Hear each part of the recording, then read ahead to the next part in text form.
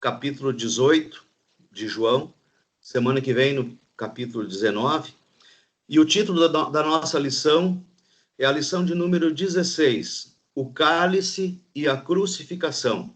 Então, nessa lição, nós vamos ver, se Deus permitir, em duas oportunidades. Hoje, uma primeira parte, nós vamos falar sobre o cálice, e no domingo que vem, sobre a crucificação de Jesus. Então, são assuntos que são centrais para a nossa fé, para a nossa vida. Quando nós falamos em crucificação, nós falamos no maior ato de amor que já existiu nesse mundo, que já foi presenciado, que foi a morte do nosso Senhor, do nosso Salvador, Jesus Cristo, ali naquela cruz, ele que não tinha pecado e que levou sobre si os nossos pecados, os pecados de toda a humanidade, para que nós tivéssemos acesso a Deus, tivéssemos acesso à salvação que o Senhor tinha planejado já desde antes da fundação do mundo, porque sabia que o homem iria cair, que o homem iria pecar. Mas como o seu amor sobrepuja a qualquer atitude que nós venhamos a ter, então o Senhor planejou esse grande livramento, essa maravilhosa graça que veio sobre a vida da humanidade, de todo aquele que crê que Jesus é o Filho de Deus, que Jesus é o Salvador. Então, nessa primeira parte, nós vamos falar sobre o cálice. E o versículo-chave que nós temos para essa lição de hoje está lá no livro de João, capítulo 19, do versículo 35 ao 37. E diz assim: aquele que viu isso dá testemunho, e o testemunho dele é verdadeiro, e ele sabe que diz a verdade, para que também vocês creiam. E isso aconteceu para se cumprir a Escritura: nenhum dos seus ossos será quebrado. E outra vez diz a Escritura: olharão para aquele a quem transpassaram. Então, nós vamos ver na semana que vem, com mais minúcia, esses detalhes da crucificação de Jesus. E eu já posso adiantar para vocês aqui que, quando fala dessa parte, que nenhum dos seus ossos será quebrado, desde o Antigo Testamento, a gente já pode acompanhar, pela fala dos profetas, daqueles que antecederam o Senhor Jesus, essa profecia. E ela veio a se cumprir quando da morte de Jesus. Aqueles dois ladrões que estavam ao seu lado tiveram as pernas quebradas e Jesus não. Então, a palavra de Deus, ela é maravilhosa.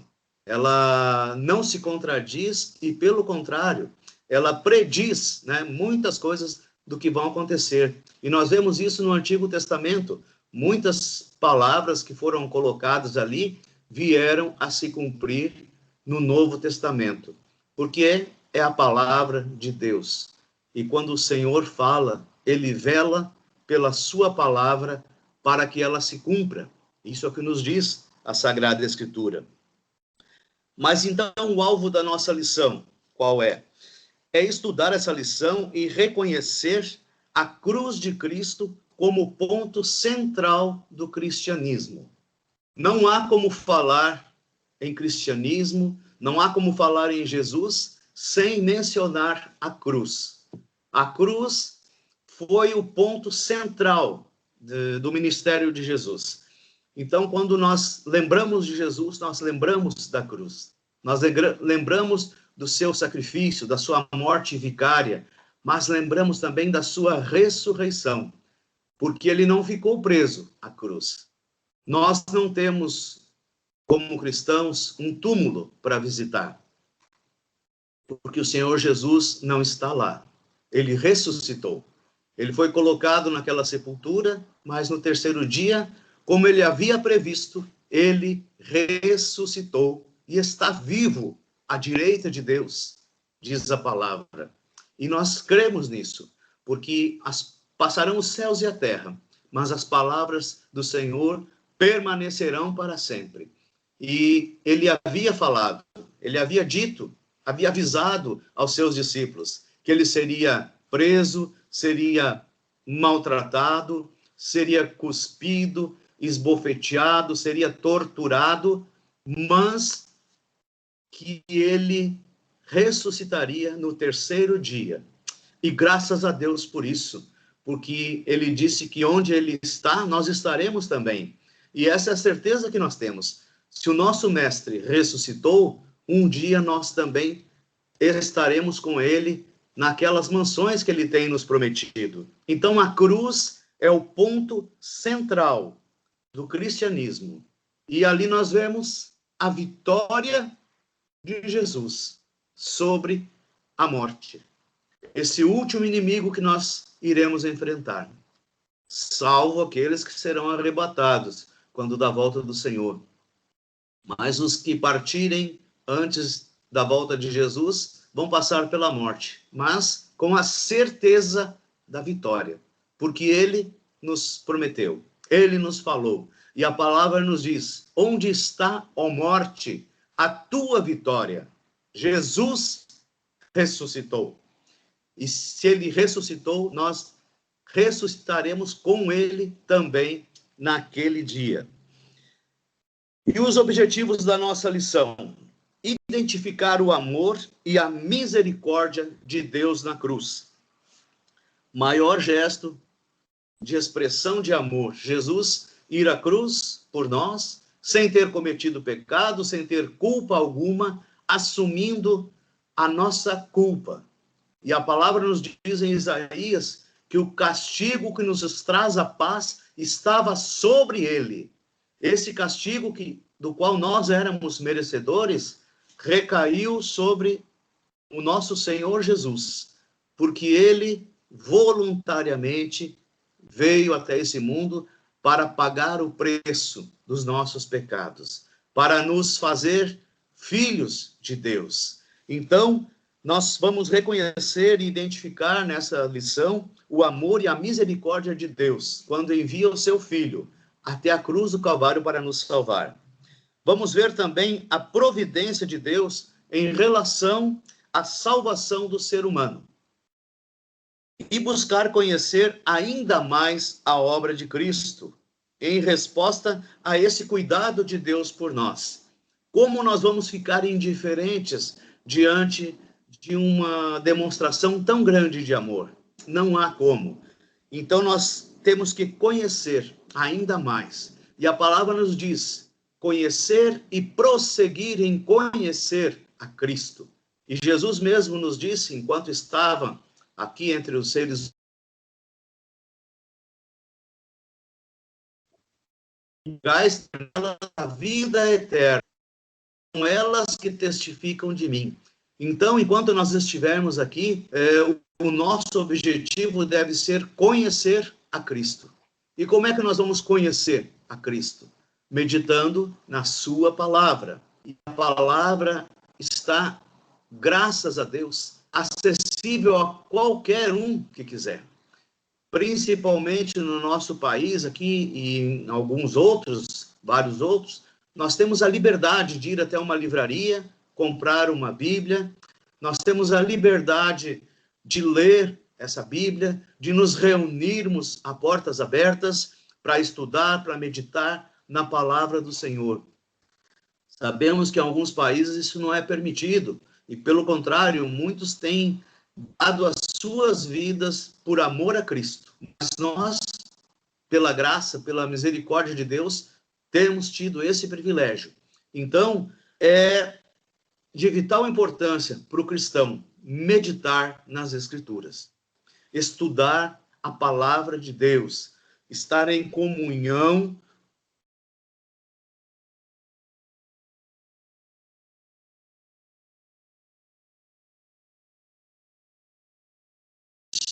tinham tudo em comum. E eles iam ao templo e oravam nas casas e meditavam juntamente com os seus irmãos, distribuíam o pão, ninguém tinha falta de nada. Por quê? Porque eles entenderam qual é o propósito do cristão, do Filho de Deus, enquanto está aqui nesse mundo.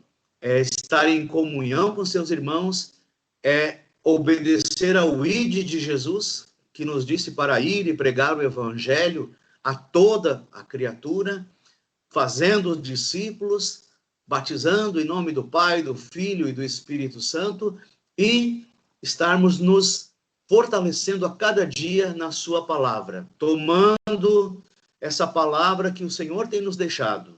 E eu lembro quando Josué estava para assumir aquela grande missão ali em Israel, para entrar na terra prometida, que a palavra diz para ele: ser forte e corajoso. Medita nessa palavra de dia e de noite. Não te desvies desse caminho, porque assim farás prosperar o teu caminho e tudo que tu fizer virá a ser uma bênção. Por quê? Porque esse é o segredo da felicidade do homem. Quando encontra Deus e obedece a sua palavra, toda uma sorte de bênçãos vem sobre a sua vida. Então, quando nós falamos aqui em cálice, primeira ideia que nós temos, o que é um cálice? Um cálice, no sentido literal, ele é um recipiente, tipo uma taça, que serve para se consumir líquidos, para se ingerir líquidos. Mas quando nós olhamos esse cálice que Jesus fala, e especialmente quando ele diz ali, né, se possível, afasta de mim esse cálice, mas não seja feita a tua, mas a minha, mas sim a tua vontade. Esse cálice não é esse cálice físico que nós vemos e que temos em casa. É um cálice diferente. É uma figura de linguagem que Jesus usa ali para se referir àquele período que ele passaria até a sua morte. Tudo o que ele enfrentaria, todo o sofrimento, isso é o que o Senhor Jesus está se referindo quando fala em cálice. Se possível, passa de mim esse cálice. E nós sabemos que esse cálice foi um cálice muito amargo, foi um cálice muito difícil do Senhor Jesus beber, porque nesse cálice estava toda a ira de Deus sobre a humanidade. Estavam ali os nossos pecados, as nossas transgressões, e o Senhor Jesus, quando foi até a cruz, nós sabemos que ele assumiu, ele levou sobre si, diz lá no Antigo Testamento, que maldito em madeiro. E o Senhor Jesus se tornou maldito por nós, porque nós éramos malditos. Nós éramos inimigos de Deus. Nós estávamos em confronto, em atrito com o nosso Deus. Mas Jesus assumiu o nosso pecado. Pois não? Está havendo muitos cortes na fala. Eu não sei se é só para mim ou se para os outros também. Cortes. Sim. E às vezes a fala Sim. fica mais lenta. Para mim também. Vamos Sim, tentar fazer um teste. Fecha a sua imagem.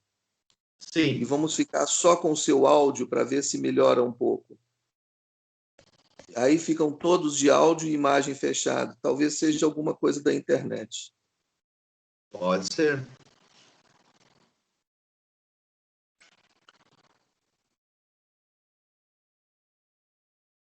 Vamos prosseguir, então? Qualquer coisa, vocês podem me dar esse retorno aí novamente. Então, como eu estava dizendo, o Senhor Jesus, ele assumiu esse pecado que era nosso. E o cálice de Cristo, nós podemos dividi-lo em 4 partes. A primeira delas nos fala sobre a prisão de Cristo. E lá no livro de João, capítulo 18, nós podemos ler, e quando Jesus, então, está ali no Getsêmani, né? E essa narrativa oferece princípios de voluntariedade, proteção e submissão à vontade de Deus. O gesto de voluntariedade de Jesus, ele pode ser percebido por 3 modos, em 3 fatores. Jesus foi para um lugar óbvio, um lugar que era conhecido de todos, onde Costumeiramente, os seus discípulos iam com ele. Está ali no livro de João, no versículos 1 e 2. Diz assim: tendo Jesus dito essas palavras, saiu juntamente com seus discípulos para o outro lado do ribeiro Cedron, onde havia um jardim. E aí entrou com eles. E Judas, o traidor, também conhecia aquele lugar, porque Jesus ali estivera muitas vezes com seus discípulos.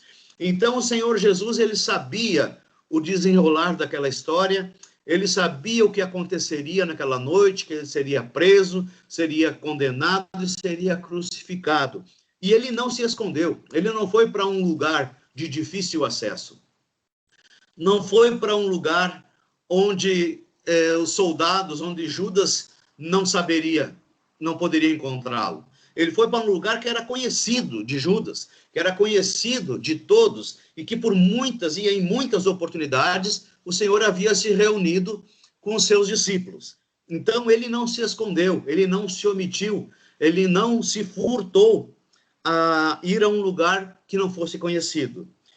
Segundo lugar, Jesus não organizou uma resistência armada.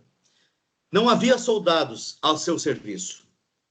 Jesus sempre andou e sempre falou da paz e do amor, e ele não tinha uma escolta, não tinha uma guarda para defendê-lo. No versículo 3 diz: tendo, pois, Judas recebido a escolta, e dos principais sacerdotes e dos fariseus alguns guardas, chegou a este lugar com lanternas, tochas e armas. Judas foi com a escolta. Judas foi com soldados armados. Mas o Senhor Jesus estava ali com os seus discípulos. Estava em oração, estava em comunhão com os seus discípulos. Em terceiro lugar, Jesus foi ao encontro dos guardas, ao encontro daqueles que o prenderiam, voluntariamente.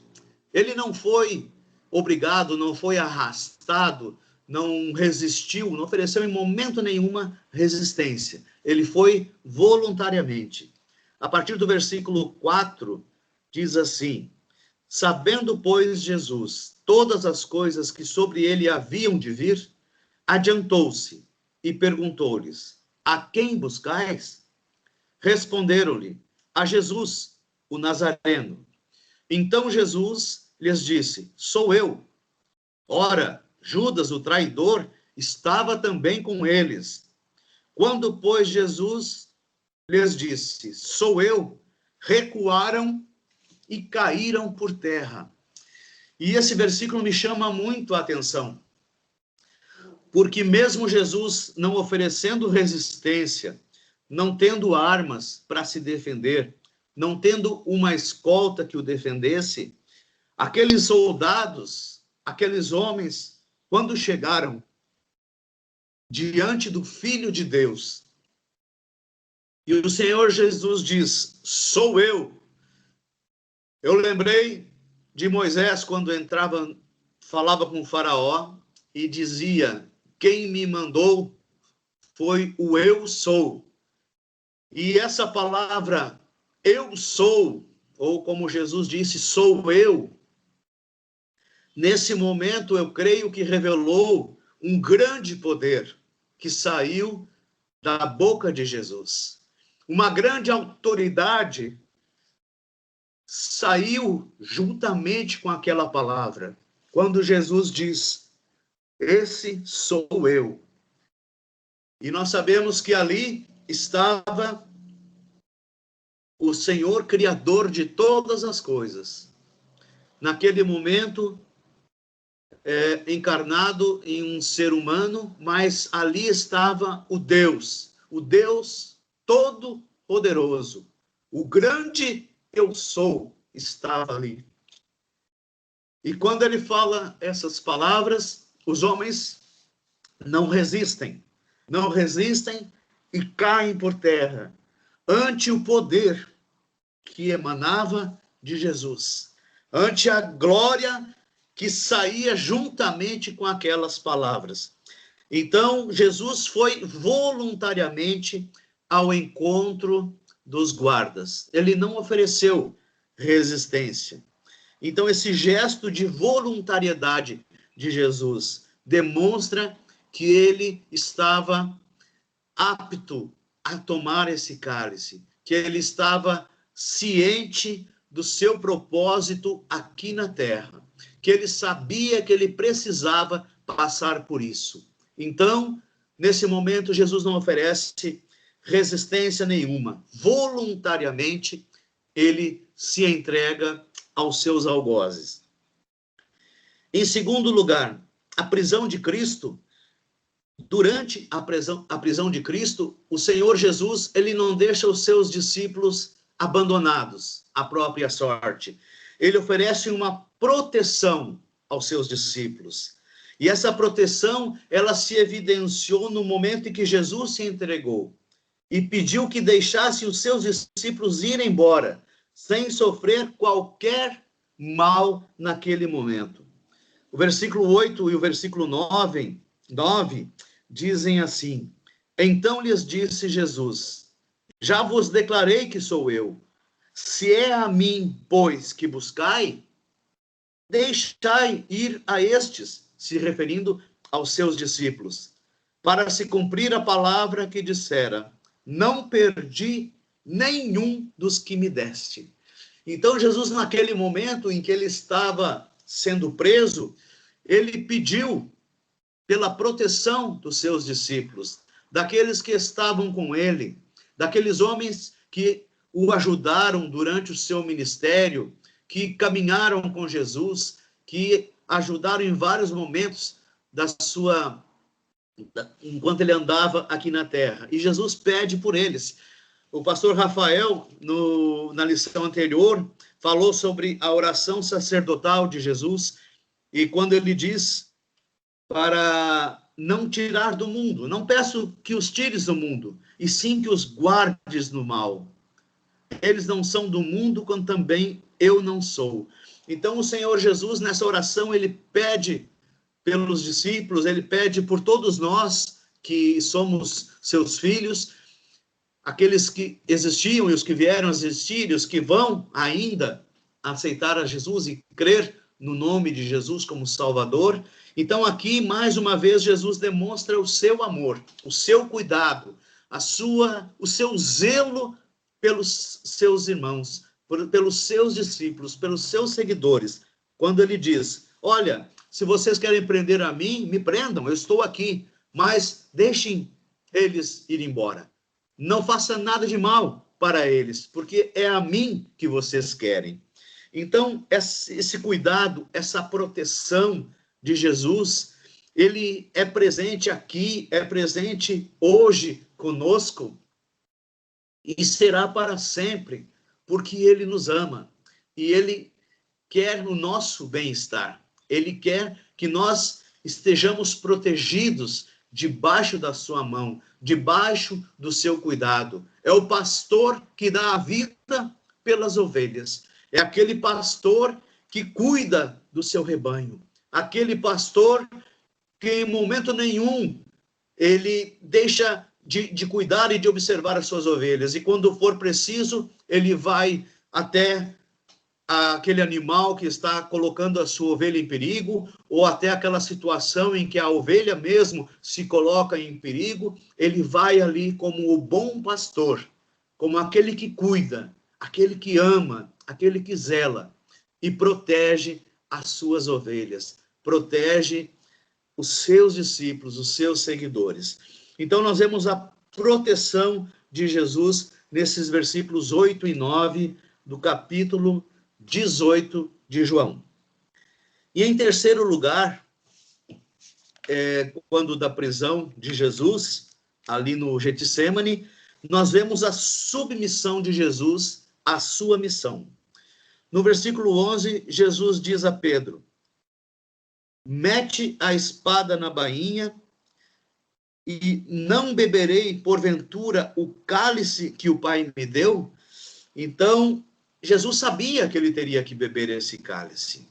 E ele não se furtou a essa missão. Ele foi submisso à missão que o Senhor, que o Pai tinha dado para ele. E nós sabemos que antes ali o Pedro, ele desembanhou a sua espada. Pedro, ele era uma figura um tanto quanto diferente. Nós já comentamos aqui, né, que o Pedro, ele sempre era um dos primeiros a tomar uma atitude. Ele era um líder por excelência, um líder nato, e ele não ficava indiferente diante das situações. Muitas vezes ele tomava algumas medidas precipitadas, a gente sabe, e essa foi uma delas. Quando ele viu que os soldados levariam a Jesus, e Pedro não havia entendido ainda totalmente qual era o propósito, qual era a missão que o Senhor Jesus deveria desempenhar. Então, naquela tentativa de proteger o seu mestre, Pedro tira a sua espada e diz ali no versículo 10: Então Simão Pedro puxou da espada que trazia e feriu o servo do sumo sacerdote, cortando-lhe a orelha direita. E o nome do servo era Malco. Então, Pedro, naquele gesto precipitado, naquele gesto, naquele ímpeto de defender o Senhor Jesus, ele então tira a espada e corta a orelha do soldado Malco. E a palavra nos diz também, em outra referência, que Jesus cura aquele soldado e restitui novamente a sua orelha e adverte então Pedro aqui, dizendo para ele: olha, coloca essa tua espada na bainha, porque o cálice que eu tenho que beber, eu vou beber, eu não vou deixar, e não vai ser tu nem a tua espada que vão me impedir de fazer isso. E em uma outra oportunidade também, nós lemos na palavra que, em uma das referências sobre a prisão de Jesus, que se Jesus não quisesse ir até a cruz, ele daria ordem aos seus anjos e viriam miríades e miríades de anjos para defendê-lo. Mas ele sabia o cálice que ele tinha que beber. E esse cálice era amargo, esse cálice era difícil, era cruel, mas era necessário. Então, na prisão de Cristo, nós vemos a voluntariedade de Jesus. Ele se entregou espontaneamente. Nós vemos a proteção de Jesus. Ele protegeu os discípulos, pedindo que os deixassem ir embora. E vemos a submissão de Cristo diante daquele gesto dos soldados. Ele não ofereceu resistência alguma. E então, após a prisão de Jesus, ele foi preso e se iniciou aquela dolorosa via. Aqueles momentos de dor, aqueles momentos de sofrimento pelos quais o Senhor Jesus passou. E após o Senhor Jesus ter sido preso, imediatamente ele foi levado até a presença de Anás. No versículo 12, diz assim: Assim a escolta, o comandante e os guardas dos judeus prenderam Jesus, manietaram-no e o conduziram primeiramente a Anás, pois era sogro de Caifás, sumo sacerdote naquele ano. Ora, Caifás era quem havia declarado aos judeus ser conveniente morrer um homem pelo povo.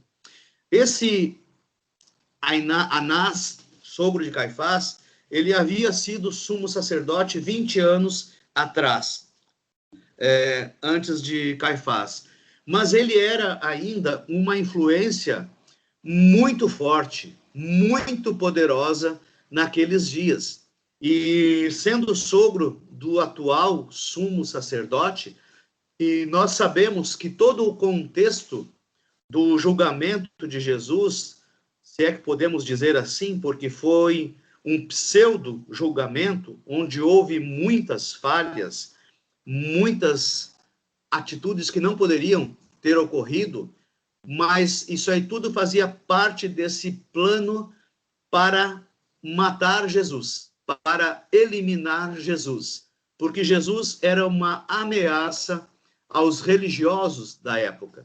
O Senhor Jesus se constituía em alguém muito perigoso, porque ele veio revelar um sistema todo corrompido, um sistema todo desvirtuado daquele que Deus tinha instituído, como sendo o seu modo de agir e o modo que Deus exigia pela lei que os seus filhos, que o seu povo, que a nação escolhida agisse. E aqueles homens, aqueles religiosos vieram a deturpar essas leis e criaram muitas leis e com uma dificuldade praticamente impossível de ser praticado.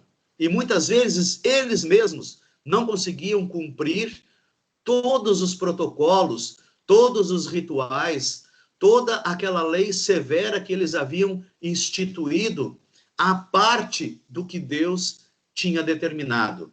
Então, Anás, ele era uma pessoa muito influente, muito poderosa entre os escribas, entre os sacerdotes, entre aqueles que ministravam no templo, entre o sinédrio. Então, ele era um líder político, um líder religioso de muita importância, tanto que levaram Jesus primeiramente para ele interrogar.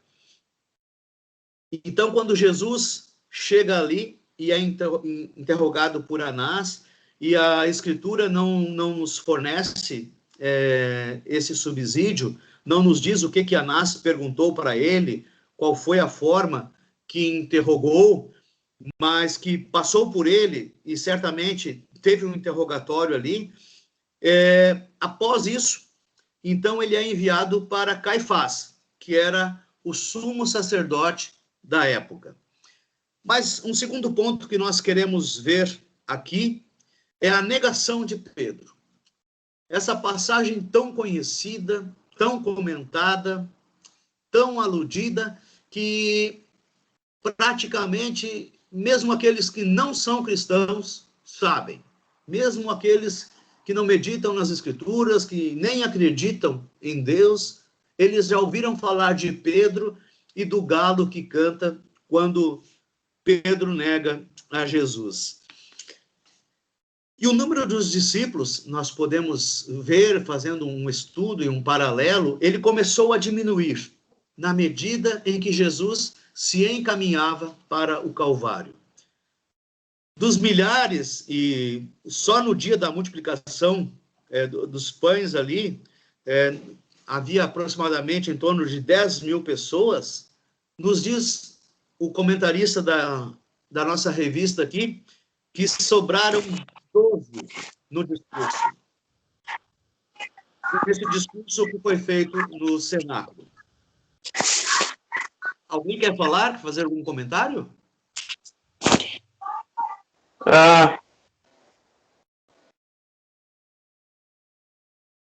Se não, vamos prosseguir. Irmão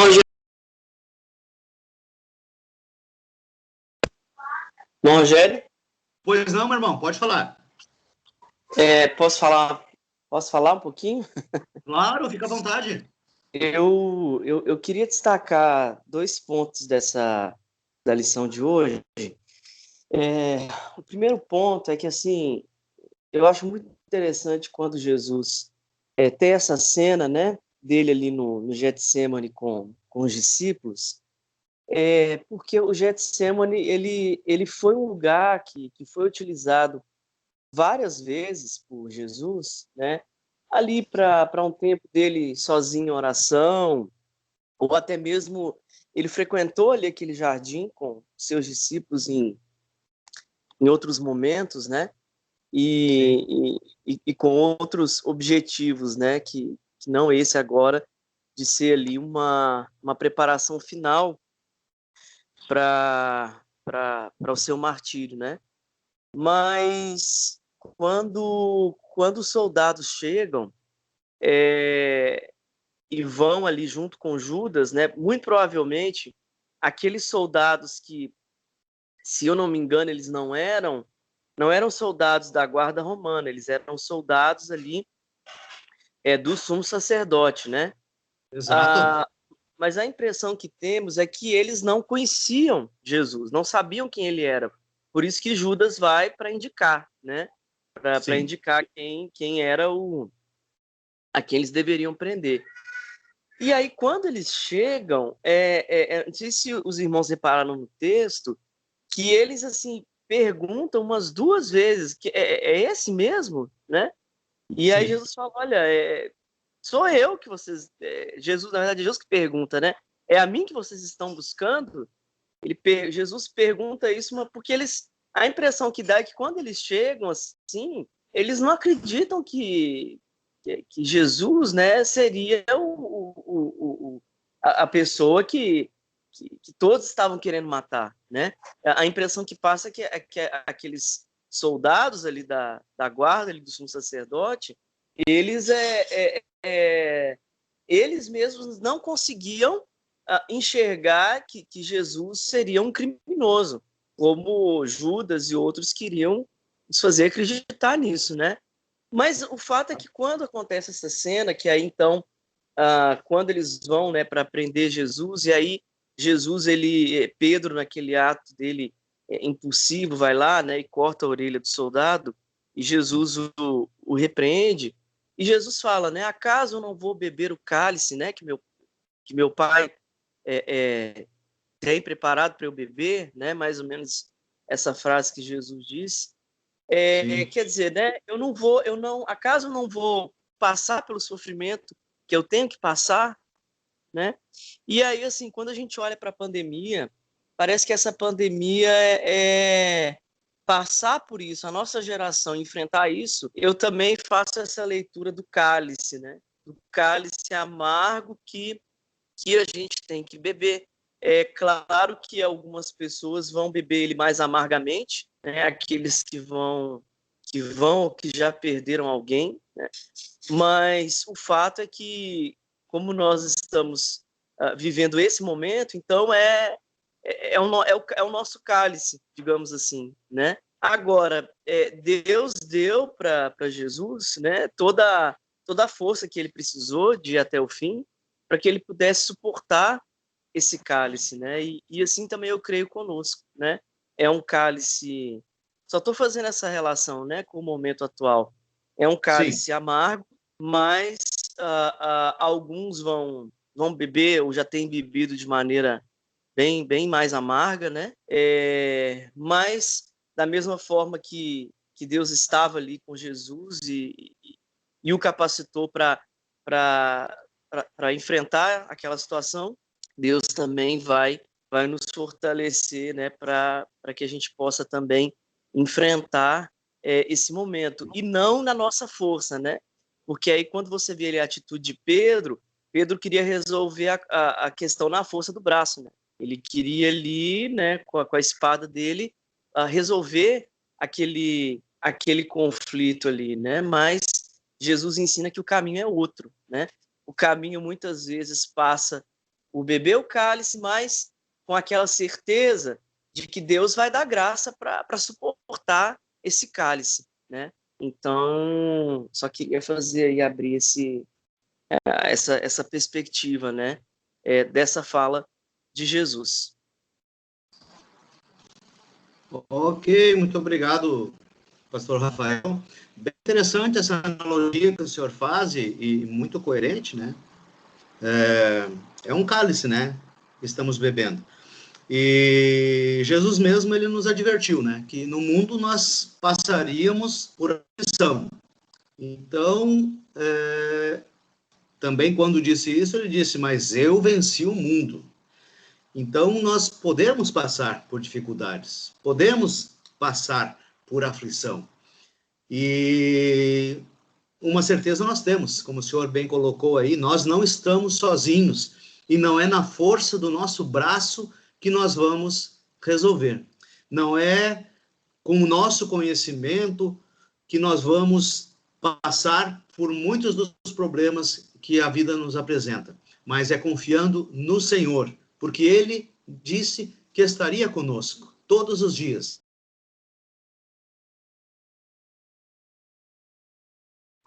Amém. Verdade.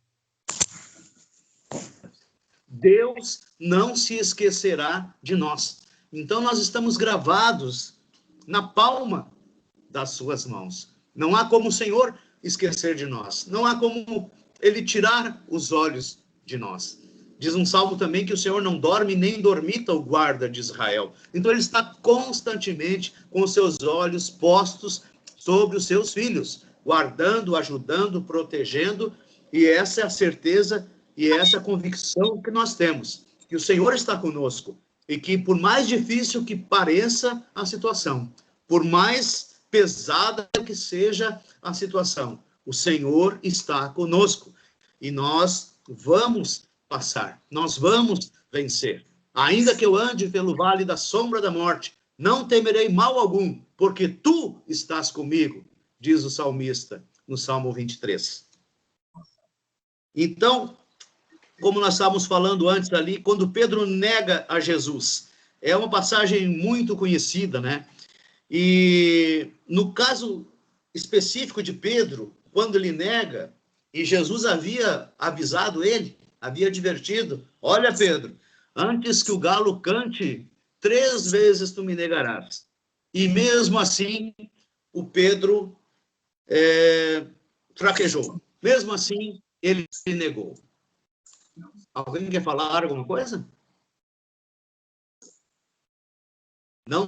Continuamos então.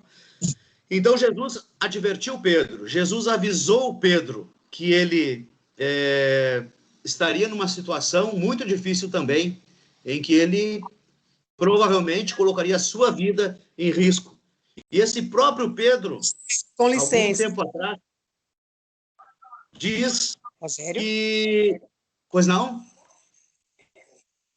É uma coisa interessante, não é, que quando ele negou, mas ele estava lá, o único que estava lá era Pedro, né? Isso é uma coisa que eu acho muito interessante. Mesmo negando, ele estava lá. Os outros, ninguém sabe onde eles estavam. É isso. Pois é. Obrigada.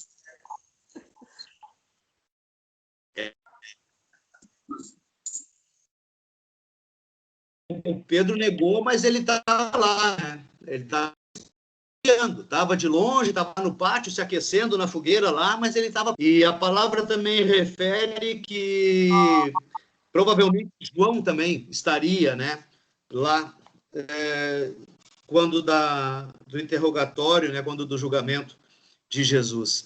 Então Pedro foi advertido, Pedro foi avisado que ele negaria, mas mesmo assim ele não conseguiu assumir aquela posição que ele tinha adotado antes de dizer que morreria por Jesus, que estaria com Jesus em qualquer situação, em qualquer momento. E ali no livro de João, voltando um pouquinho ali no capítulo 13, no versículo 37, Pedro diz assim, replicou Pedro, Senhor, por que não posso seguir-te agora? Por ti darei a própria vida. Então Pedro fala ali, olha Jesus, se tu for preso, se tu passar por dificuldade, eu vou estar contigo, eu dou a minha vida por ti. E Jesus responde para ele, darás a vida por mim? Em verdade,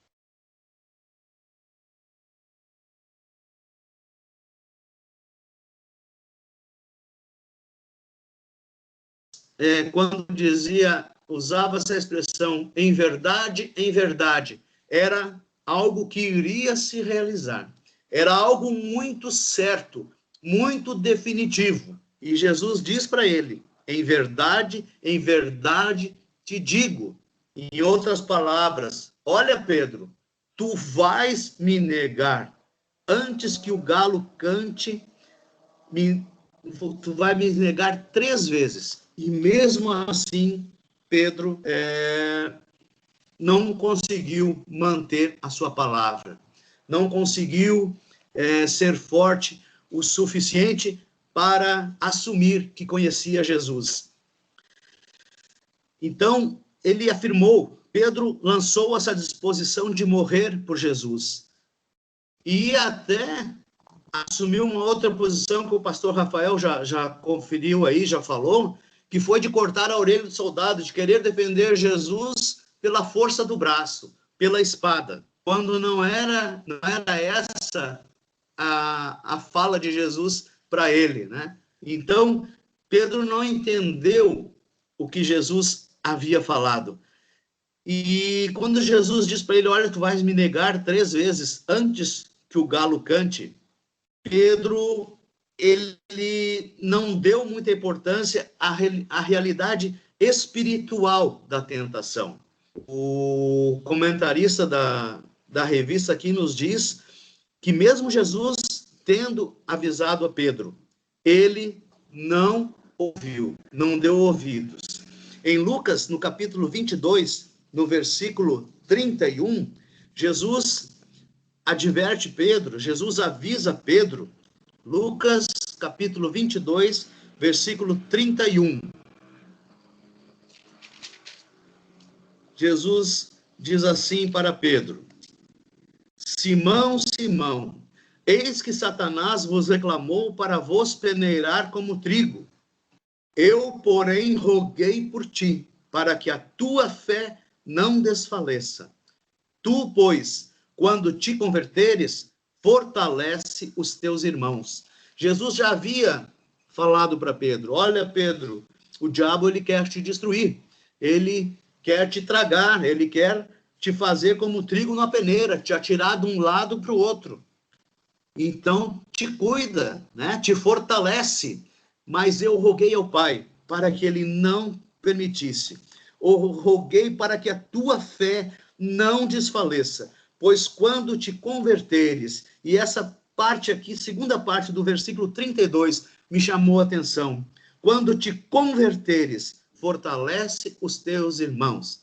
Então, nós podemos deduzir que Pedro não estava totalmente convertido ao Senhor. Não tinha entendido totalmente o plano de Deus, nem o que significava andar com Jesus. Então, o Senhor Jesus, ele avisou. E em 1 Pedro, capítulo 5, 8, depois, o próprio Pedro nos diz, o diabo, vosso adversário, anda em derredor, como leão que ruge, procurando alguém para devorar. E no começo do versículo ele diz, sede sóbrios e vigilantes. Depois que Pedro passou por aquela experiência de negar Jesus, de ver que havia falhado, então lá adiante, depois na sua maturidade cristã, no seu andar com Cristo, ele adverte a nós, adverte aos seus irmãos, olha, vocês têm que ser sóbrios, vocês têm que vigiar, porque o diabo, ele anda em derredor, procurando a quem tragar. E se você, e aí aqui eu estou parafraseando Pedro, isso não está escrito na Bíblia, se vocês não acreditarem, se vocês não fizerem isso, vai acontecer o que aconteceu comigo, eu acabei negando o meu Jesus. Então, Pedro tem muito em mente, ele está muito ciente, muito cônscio de que nós temos um inimigo e que esse inimigo quer nos destruir. Ele quer nos afastar de Deus. Por quê? Porque ele sabe que ele já está condenado. Ele e os seus anjos, eles já estão condenados. E o inimigo não aceita que nós tenhamos uma vida com Deus, que nós tenhamos um relacionamento com Deus. Porque um dia ele teve e caiu de lá por causa do seu orgulho, por causa da sua rebeldia. Então, o nosso inimigo, o inimigo das nossas almas, ele fará de tudo para nos afastar de Deus, para nos distanciar de Deus, porque ele sabe que nós temos a salvação. Ele sabe que ao homem, que ao ser humano, é possível não ir para aquele lugar que ele vai. Então, ele vai fazer de tudo para nos destruir, de tudo para nos aniquilar. Mas Pedro nos adverte, sejam sóbrios e vigilantes, porque ele está ao derredor, rugindo para tragar. E se o homem, se a mulher, se o ser humano, ele der oportunidade, ele der brecha, o inimigo entra e devora mesmo. Ele afasta de Deus e nos distancia do Senhor. Então, Pedro aqui está nos advertindo. E Jesus também nos ensina na sua oração para que nós não venhamos a cair em tentação. Nos diz na oração de Cristo, né? Não nos deixes cair em tentação, mas livra-nos do mal. Então, o Pedro ele foi avisado, caiu, mas reconheceu que há um inimigo, reconheceu que precisamos estar juntos com o Senhor, colados no Senhor, em unidade com Ele, assim como Ele é com o Pai, para que nós possamos vencer esse inimigo que é o nosso adversário. Mas ainda durante o interrogatório de Jesus e após a sua prisão, que foi feito para Anás, Pedro negou, né? E nós vemos então que foi cumprida a palavra de Jesus, lá em João, capítulo 13, versículo 38. Vamos ver o que diz lá. 13:38 se cumpriu aquela palavra de Jesus que dizia, né? Que antes que o galo cante 3 vezes me negarás. Até aqui algum comentário? Alguém quer falar alguma coisa? Fique à vontade. Rogério, eu acho que é pertinente a gente falar, eu acho que é importante nos situarmos dentro dessa questão da cronologia dos fatos das últimas horas de Jesus, porque quando Jesus é preso em Getsêmani, ali há uma acusação e há um problema diretamente ligado aos judeus. Então, tá na esfera religiosa ou política religiosa dos judeus. Aquela guarda é uma guarda do Sinédrio, né, dos fariseus, uma guarda que eles tinham, né, dentro do Império Romano. Então, aquilo que eles tinham essa guarda não só de proteção, mas também para eventualmente trazer algum herege, digamos assim, a um julgamento. Só que eles não podem fazer absolutamente nada, eles não podem matar um acusado sob jurisdição romana. Não é possível isso. Por isso que parece que há uma pegadinha, digamos assim, ou uma tentativa de fazer com que Jesus caia em uma armadilha, quando eles trazem a mulher adúltera para Jesus, né? Eles dizem, olha, ela foi pega em adultério e, segundo a lei de Moisés, ela deve ser apedrejada, né? É sempre bom levar em consideração que nos chama a atenção o fato de ela ser trazida sozinha, sendo que ela foi pega em adultério. Se ela foi pega em adultério, tinha um homem com ela. Mas o homem não foi trazido só a mulher. Bem, isso é só um detalhe. Aí, se Jesus fala para eles não apedrejarem, ele está indo contra a lei de Moisés. Se Jesus manda apedrejar, aí eles têm um motivo para poder levar Jesus a Roma, ao Império Romano, né, ao governador ali de Roma ali, por ele ter mandado matar ou ter sentenciado uma mulher sem ela passar por um julgamento romano. E aí Jesus vem com aquela que todos nós conhecemos, né, que foi simplesmente extraordinário. Quem não tem pecado, atira a primeira pedra. E jogou para eles a bomba. Então, Jesus ainda não foi levado, nesse primeiro momento, aos representantes do Império Romano. Isso vai acontecer depois, né? Vocês vão ver mais adiante isso. Por enquanto, ele está só ali no âmbito do Sinédrio. Talvez Pedro tenha se sentido mais animado pelo fato de que ali ele não está enfrentando o Império Romano. Quando ele corta a orelha do Malco, né? Ali é uma questão religiosa, né? Se você tem aí uma guarda, nós também temos aqui uma turminha boa. Então, corta a orelha, aí o outro reage, e a turma aqui também vai reagir, né? E Jesus para com aquela confusão toda. Então, eu quero dizer para vocês que é bom a gente levar em consideração que o processo de Jesus, desde que ele foi preso, foi longo. Aquelas horas foram longas. Ele não teve tempo para descansar, ele não teve tempo para dormir. Ele não teve tempo para nada ali. Quando ele foi pego, ele foi indo de lugar a lugar. Mais à frente vocês verão isso. Agora, é importante também dizer que, e você citou lá no início, sobre a questão das pernas, havia uma promessa de que, uma profecia de que ele não, nenhum osso dele seria quebrado, né?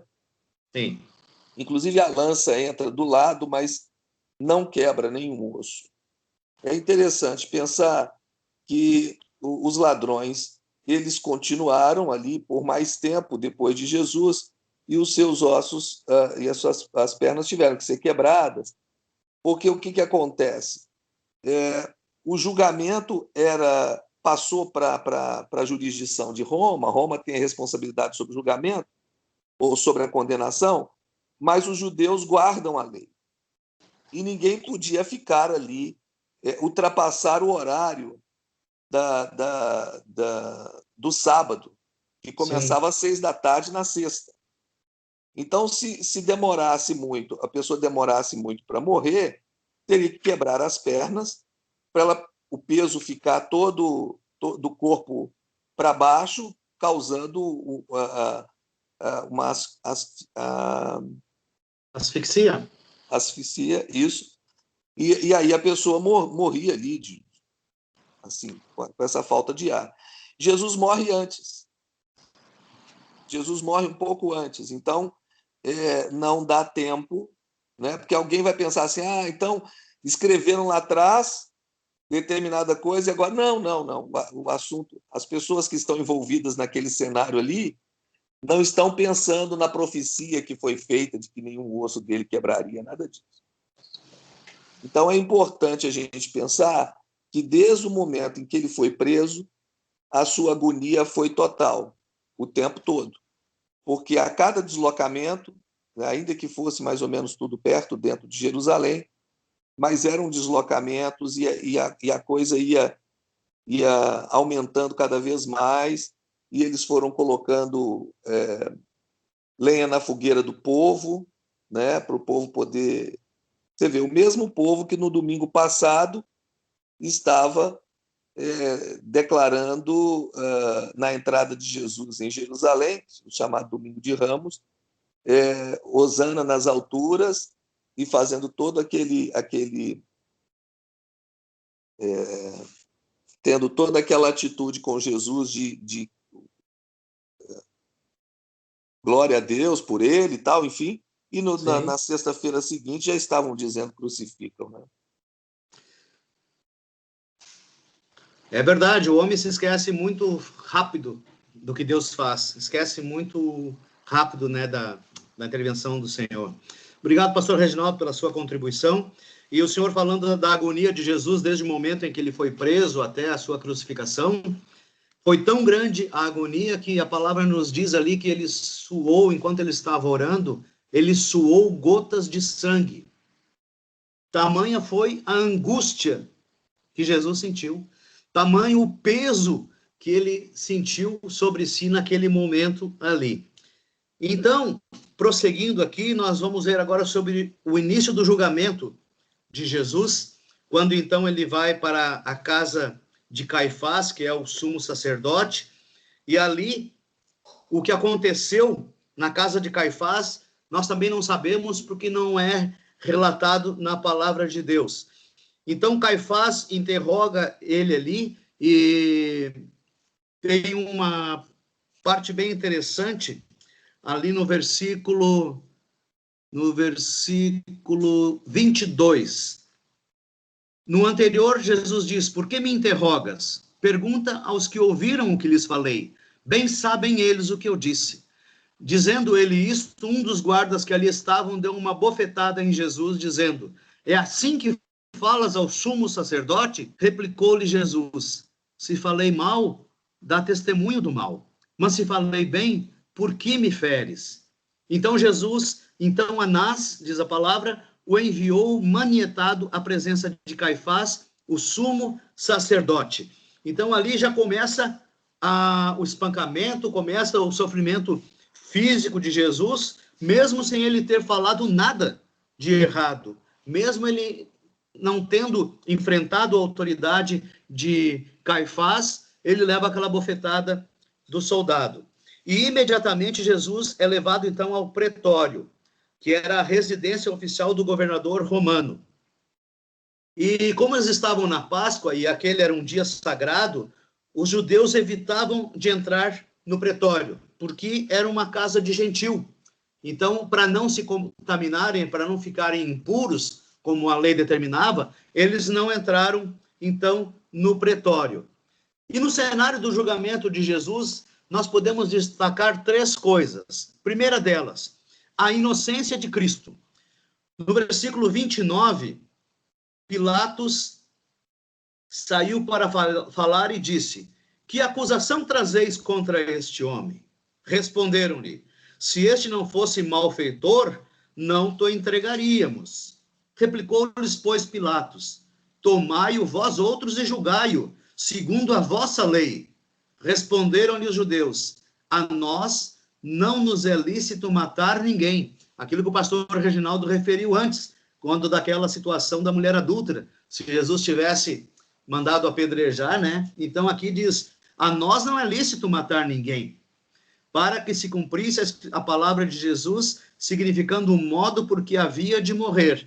Então, quando Jesus é enviado ali para o pretório, e Pilatos começa a interrogá-lo, Pilatos não vê crime nenhum nele, e diz: olha, o que ele fez? Né? Em outras palavras, que acusação vocês trazem contra este homem? E eles, então, entregam para Pilatos a resposta, né? Se ele não fosse malfeitor, nós não te entregaríamos ele.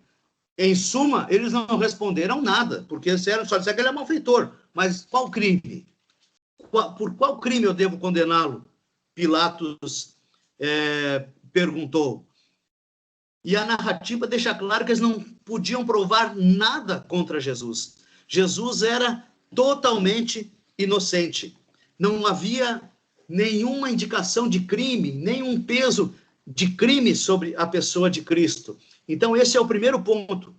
No julgamento de Jesus, não houve crime. Ele não tinha crime nenhum.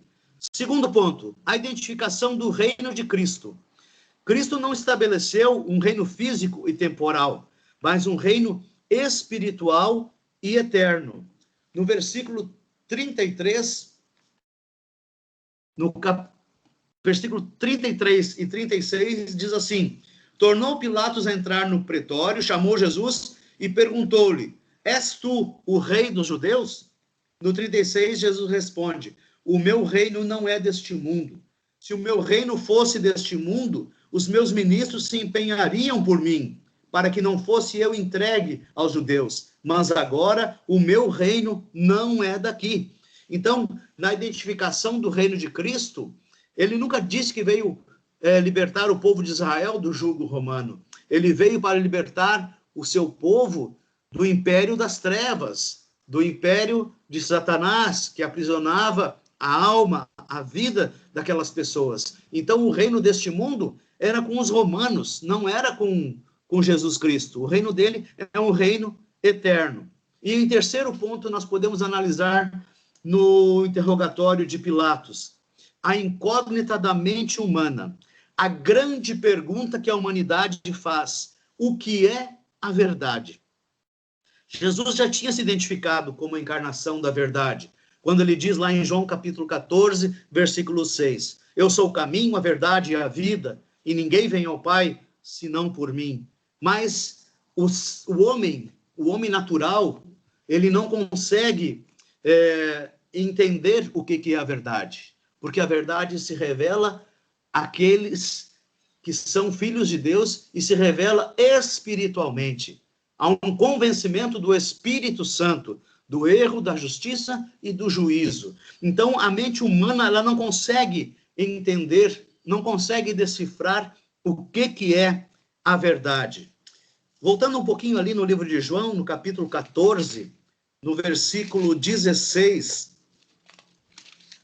diz assim: e eu rogarei ao Pai, e ele vos dará outro Consolador, a fim de que esteja para sempre convosco.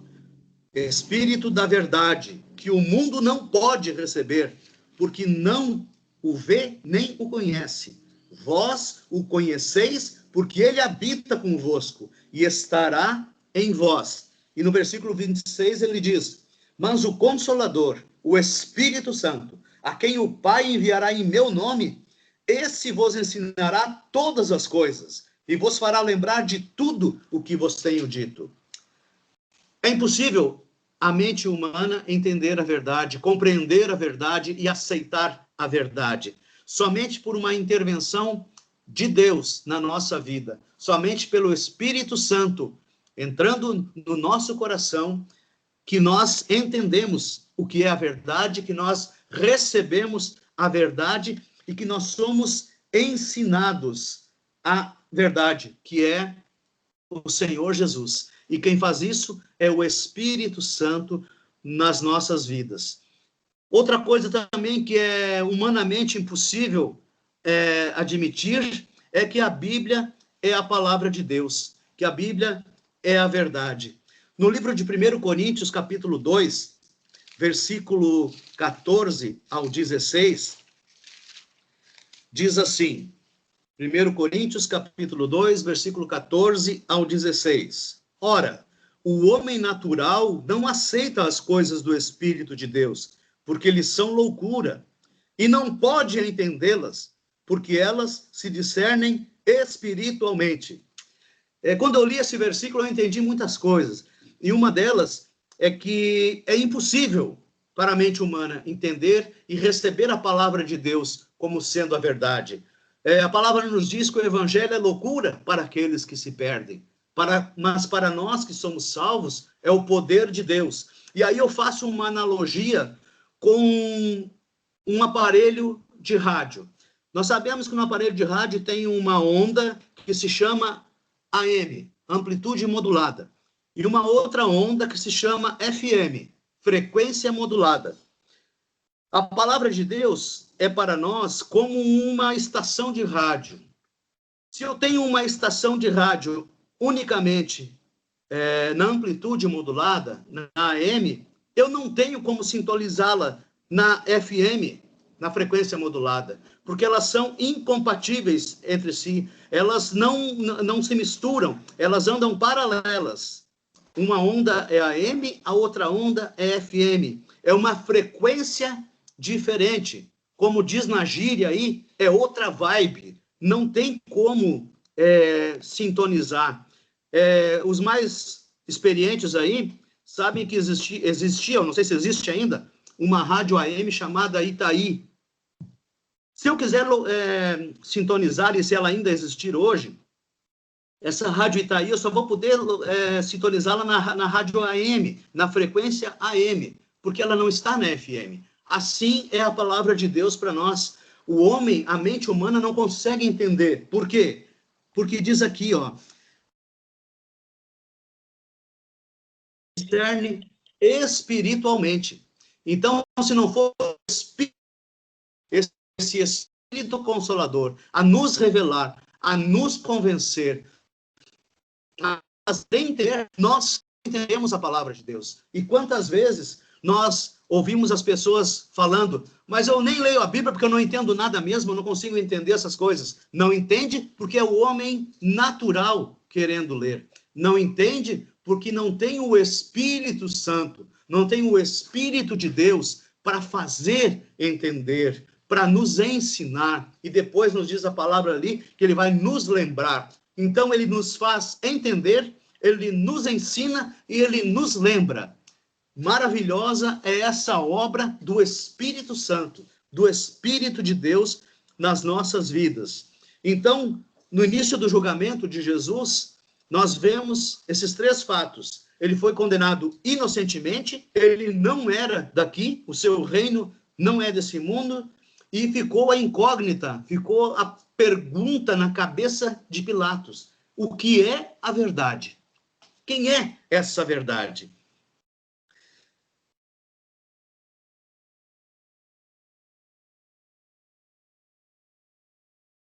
Rogério. Pode falar, pastor. Ficou mudo por um tempo, né?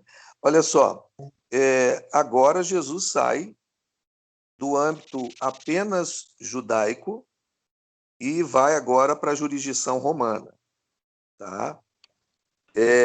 Pilatos é o governador do Império Romano ali, na Judéia, cuja capital era Jerusalém.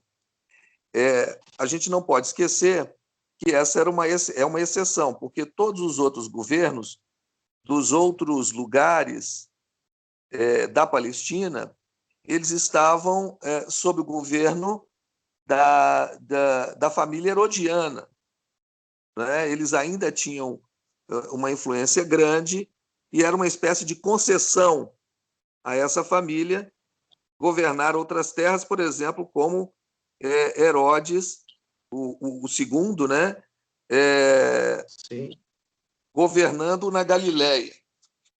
Agora, uma coisa que deve chamar a atenção é o seguinte: a argumentação dos judeus ela é uma argumentação no âmbito religioso. E isso, para Roma, não é suficiente para matar alguém. Porque até então, Roma, por exemplo, não tinha ainda instituído o culto ao imperador, que vai acontecer um pouquinho mais tarde. Então, o que acontece? Eles têm que achar uma maneira de jogar Jesus contra o Império Romano. E a única maneira que eles têm para fazer isso é colocar Jesus como um rei, porque aí há um governo, e havendo um governo, há um embate com um outro governo que está ali, que tem o seu poder para atuar naquela região. Então, Roma não queria saber, naquele momento, a quem iam cultuar, de que forma iam fazer. Roma queria apenas os impostos e Roma queria o domínio político. Não é? Então, Roma não abriria mão do poder territorial. Né? Então, agora, vão tentar isso. E aí Jesus deixa claro para Pilatos que o reino dele não é daqui.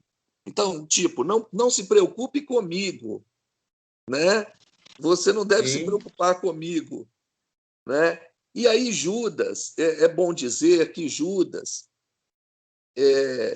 talvez ele achasse que a situação de Jesus seria resolvida no âmbito dos judeus. Depois, quando passa para o Império Romano, isso cria em Judas uma situação muito delicada, porque Judas tem uma origem daquele movimento dos Macabeus, que era um movimento de guerrilha contra o Império Romano. Aliás, Judas fica um pouco frustrado com Jesus em relação a isso, porque Judas se une a Jesus vendo nele um potencial grande para poder embater de frente com o Império Romano. E isso não acontece. E depois, por ele ter andado tanto com Jesus e ver o que aconteceu com Jesus, isso faz com que ele entre em colapso. E aí ele vai fazer o que ele fez. Né? Agora, é importante também dizer que Jesus será levado, eu já vou adiantar isso aqui, porque depois eu não quero te interromper mais. Imagina! Ele é levado para Pilatos porque eles dizem que ele é dali, daquela região. Então, Pilatos... Mas aí, como Pilatos quer se livrar dele, ele tem informantes, né? E diz, não, esse moço, ele vem lá da Galiléia, ele é de Nazaré. Então levem ele para Herodes. E Herodes era feriado, Herodes estava na cidade, Herodes tinha casa em Jerusalém. Então levaram para Herodes. Mas aí Herodes, né, também com as suas informações, não, ele nasceu em Belém. E Belém é Judéia, então volta com ele para Pilatos. Sim. Então Jesus foi para Anás, foi para Caifás, foi para Pilatos, foi para Herodes e volta a Pilatos. E Pilatos realmente não consegue ver nada nele. E, além do que, também haviam pessoas do Império Romano, e aí é tradição, né? Isso aí é contado o Flávio Josefo e outros, que havia gente ali muito próxima de Pilatos que tinha tido uma proximidade com Jesus, né? Fala-se até de algumas mulheres, de algumas autoridades romanas. Então, eles sabiam que Jesus não era um problema. Agora, para eles, seria um problema se houvesse uma revolta de todos os judeus. Como eles viram aquele movimento crescer e aquilo poderia criar um problema para Roma, então Pilatos se vê obrigado a condenar Jesus. Obrigado, pastor Reginaldo. Exatamente isso aí. Pilatos, eu estive dando uma olhada na biografia dele, ele era governador romano, óbvio, da província da Judéia, do ano 26 ao ano 36, até o começo do 37. E a jurisdição dele chegava até Samaria. O interesse de Pilatos não era ter confusão com o judeu, não era ter problema com o judeu, não era ter rebelião lá. O interesse de Pilatos ali era recolher os impostos, como o senhor já referiu, para manter as necessidades da província e de Roma. E ponto final. Pilatos não queria saber de condenar judeu, não queria saber de matar judeu. Ele estava ali porque, como eles estavam dominando, o interesse dele era totalmente econômico e político. Era manter a ordem, manter a disciplina ali e recolher os impostos e pegar o dinheiro. E pronto. Pilatos, a última coisa que queria era estar metido, resolvendo confusão e briga de judeu. Ele não queria isso, como o senhor já referiu. E diz também a história que Pilatos, ele era um homem muito violento, um homem abusivo e de uma ferocidade sem limites. No livro de Lucas, capítulo 13, versículo 1, refere que, em certa oportunidade, ele misturou o sangue de uns galileus que ele tinha matado lá para oferecer sacrifício aos seus deuses, porque eles tinham muitos deuses, né? Então ele era um homem assim, era um homem sanguinário, um homem violento. E aquele historiador muito conhecido, Flávio Joséfo, ele refere que Pilatos ele não tinha um bom relacionamento com os judeus e nem queria ter, por aquilo que a gente já referiu. Ele queria pegar o dinheiro dos impostos e queria a paz, não queria saber de confusão. Então levam Jesus para ele e mandam ele decidir. E Pilatos, ele fala com todas as letras, em Mateus capítulo 27, 24. Ele diz que Jesus é justo. Mateus 27, 24. Diz assim, ó. Vendo Pilatos que nada conseguia, antes, pelo contrário, aumentava o tumulto, mandando vir a água, lavou as mãos perante o povo, dizendo: estou inocente do sangue deste justo, fique o caso convosco. Então, Pilatos, ele tinha certeza, ele tinha convicção que Jesus era justo, que Jesus era inocente. Por quê? Os sacerdotes não apontaram o crime de Jesus. Pilatos interrogou, Herodes interrogou, Caifás interrogou, Anás interrogou, ninguém achou crime nenhum em Jesus. Então Pilatos sabia, só que como Pilatos não queria se envolver, aí ele faz aquele gesto mundialmente conhecido, né? Lavou as mãos. Olha, eu não tenho nada a ver com esse justo aí, não vou me envolver nisso, isso aí é problema de vocês. E tem uma referência também em que a esposa de Pilatos, no capítulo 27 de Mateus, versículo 19, fala para ele: e estando ele no tribunal, sua mulher mandou dizer-lhe, Pilatos, né? Estando ele no tribunal, sua mulher mandou dizer-lhe: não te envolvas com esse justo, porque hoje, em sonho, muito sofri a seu respeito. A mulher de Pilatos provavelmente era uma cristã, a gente não pode afirmar porque não tem certeza, mas provavelmente. E se ela não era uma cristã, ela tinha um conceito de Jesus, ela entendia que Jesus era um homem diferente, que não era um simples judeu, mas que ele era um homem diferenciado, alguém que tinha algo de Deus em si. E ela manda esse recado para Pilatos: olha, não te envolve com esse justo, porque esse homem, ele é justo. E eu tive um sonho essa noite e sofri muito por causa dele. Ela já estava sentindo, né, pelo que Jesus iria passar. Mas então, qual o crime de Jesus? E nos diz a palavra ali que por 3 vezes Pilatos tentou evitar que Jesus fosse morto, né? Primeiro, não teve, mandou para o Herodes. Depois voltou, entrevistou ele, perguntou a Jesus e não achou crime. Depois propôs trocar por um criminoso. E aí nós sabemos a história, né? Preferiram Barrabás. Então, nós imaginamos a situação de Pilatos ali, tendo que condenar um homem que não tinha crime, que não tinha culpa. E a tradição diz que um dos últimos argumentos dos sacerdotes foi imputar a Jesus o crime de sedição. Sedição é um crime de rebeldia contra o poder do Estado e a ordem constitucional. E foi exatamente essa palavra que o pastor Reginaldo trouxe, quando disseram para Pilatos, né? Olha, ele diz que é rei. Ele diz que é rei. E se ele é rei, olha, em outras palavras, ele está ameaçando o Império Romano. Vocês têm que eliminar esse subversivo.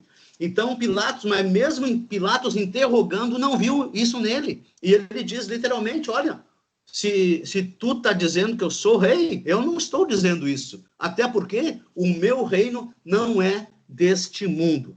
Então, a tentativa de soltura versus a condenação, nós sabemos, Pilatos tentou, não conseguiu, porque os sacerdotes, os religiosos, inflamando o povo, pediram e exigiram a morte de Jesus.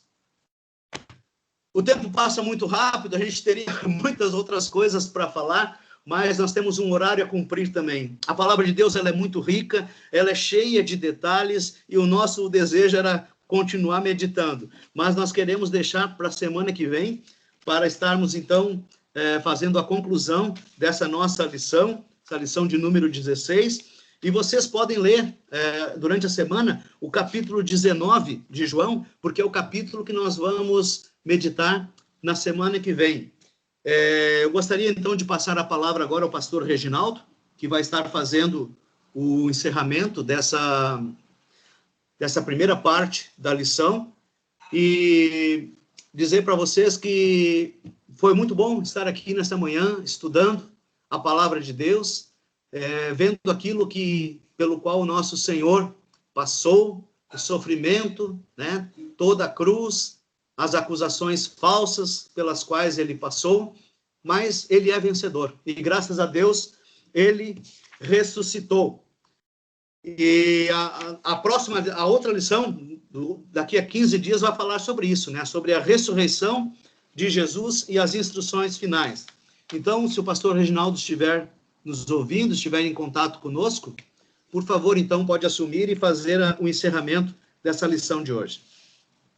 Nós vamos orar, e eu quero antes agradecer, viu, Rogério? Que bom, parabéns pela condução aí, como tem sido com todos os nossos facilitadores, viu?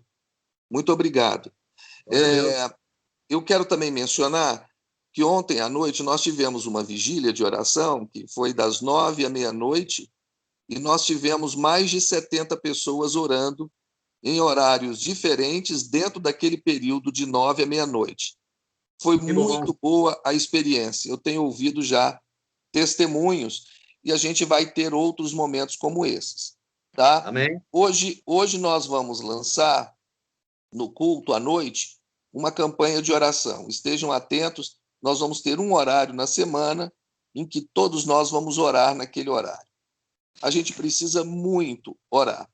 É verdade. Tem alguns pastores da cidade que estão tanto quanto revoltados com o prefeito, porque havia sido flexibilizado para as igrejas, desde que não passasse das 8 horas da noite, ter pelo menos 10% da capacidade da igreja, porque o governo estadual flexibilizou isso, mas o prefeito não o fez. Inclusive, lançou... na verdade, ele tinha aberto isso para a semana passada, mas ele voltou atrás ontem ele decretou que não haveria culto em horário nenhum, apenas as transmissões. Como nós já antecipamos isso, nós estamos fazendo a transmissão e não está sendo nem na igreja, porque a gente não tem como terminar ali antes das 8, para todas as pessoas que participam poderem estar em casa, as pessoas da equipe técnica, né? Então, por enquanto, a gente continua com essa transmissão, como eu tenho feito da minha casa. Eu queria que vocês continuassem orando. Nós temos muitos motivos de oração e muitos desafios pela frente nos próximos dias e nos próximos meses. Tá? Conto com vocês. Tá? Vamos orar? Obrigado, Senhor, por estarmos juntos na Tua presença. Obrigado pela vida dos meus irmãos que têm se esmerado em estudar a Tua palavra.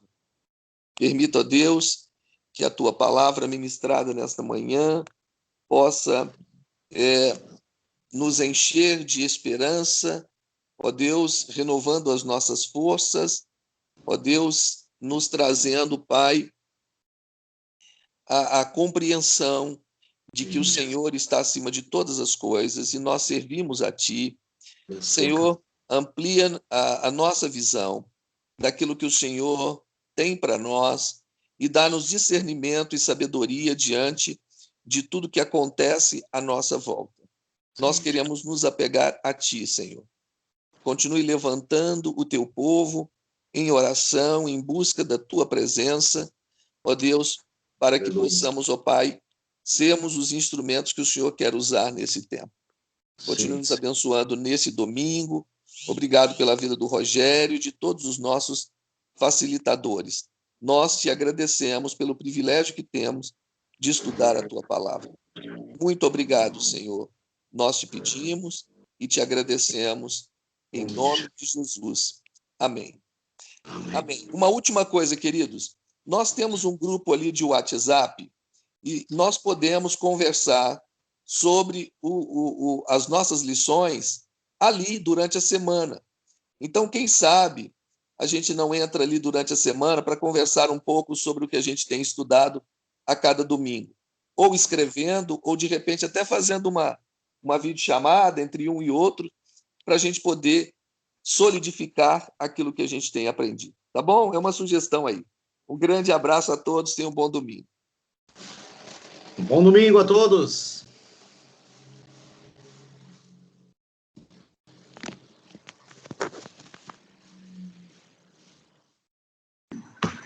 Aqui, mas careca, aqui. Horrível.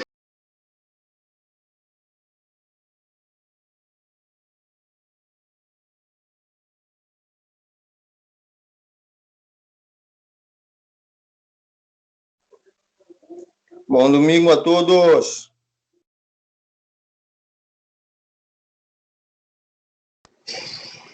Eu, Adrião.